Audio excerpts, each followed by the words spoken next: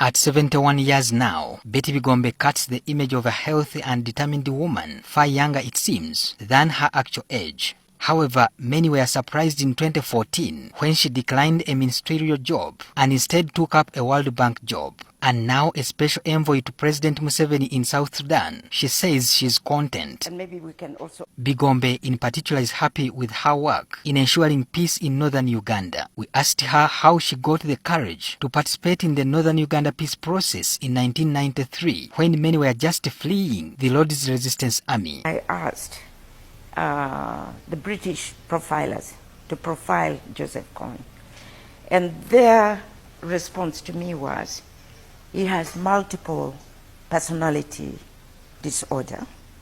He's a psychopath.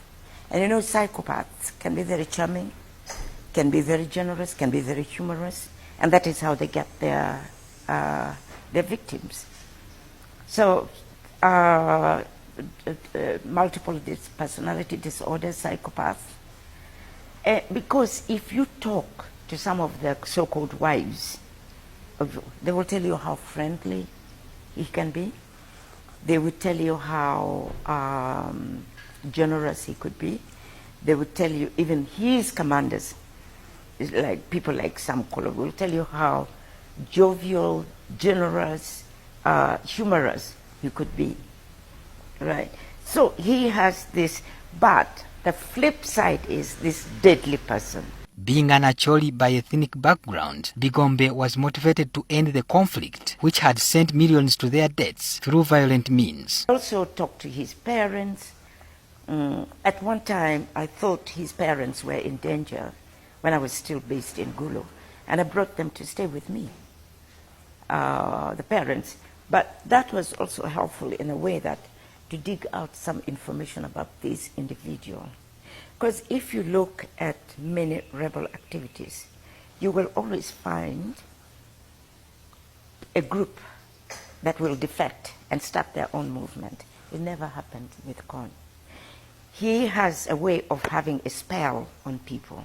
She recalls that the beginning of her involvement was not easy, with many doubting her motivation to end the conflict. And I still went, knowing very well they could have abducted me, held me hostage, and mistreated me. Asked what she made of the Lord's Resistance Army leader Joseph Kony, she says he had a method to his madness. Of course he was using the brutality. You know, if you're caught trying to run away, the way you're murdered was very brutal, so people, it instilled fear. But the other thing was that he predicted events which eventually occurred. So they totally believed that he was communicating with God.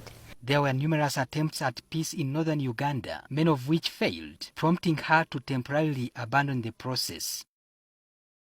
However, following the February 2004 Balonyo massacre, Bigombe took a leave of absence from the World Bank and flew to Uganda to attempt to restart the peace process. From March 2004 to 2005, Bigombe was the chief mediator in a new peace initiative.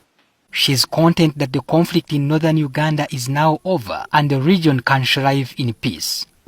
I recall the times I would be the only person on the road, and if I saw any human being, then I thought, this is it. This must be LRA, because these areas were totally controlled by LRA. So, and then now to hear children singing, schools are up, hospitals, even if they're not at their best, but they're functional. So this is very gratifying. I think it's extremely rewarding to see the outcome of the efforts. However, she says she plans to write a book about the Lord's Resistance Army, especially focusing on the life for the child soldiers. Betty Bigombe is the mother of 2 children, Pauline and Emmanuel, and is fluent in Acholi, English, Kiswahili, and Japanese. In her latest attempt at peace, Betty Bigombe was also involved in the release of 24 Ugandans previously held captive in Myanmar. Most of these Ugandans had been working in the Middle East when they sought what they thought were more lucrative offers in Myanmar.